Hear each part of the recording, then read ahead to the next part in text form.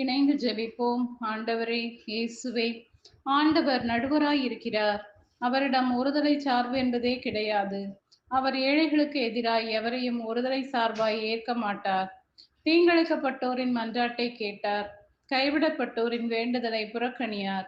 தம்மிடம் முறையிடும் கைம்பெண்களை கைவிடார் என்ற வாக்குத்தத்தத்தை இன்றைய வாசகத்தின் மூலம் தருவதற்காக நன்றி செலுத்துகிறேன் ஐயா.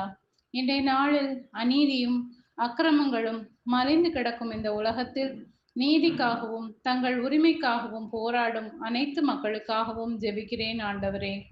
நீதியின் நாயகனாக வீற்றிருப்பவரே, நீரே நடுவராக இருந்து அவர்களுடைய கூக்குரல்களையும் கோரிக்கைகளையும் கண்ணோக்கி பாரும். அவர்களுடைய அடிப்படை தேவைகளை பூர்த்தி செய்யும் ஆண்டவரே. ஆதரவற்றிருக்கும் மக்களின் கண்ணீரை துடைத்தருளும் கர்த்தாவே. என்னால் இயன்றவரை மற்றவர்களின் நீதிக்காக குரல் கொடுத்து அவர்களுக்கு பக்கபலமாக இருக்கவும், அவர்களுடைய ஆறுதலுக்கு மருந்தாக நான் இருந்திட எனக்கு வல்லமையை தர வேண்டும் என்று இயேசுவின் நாமத்தில் ஜெபிக்கிறேன். ஆமேன்.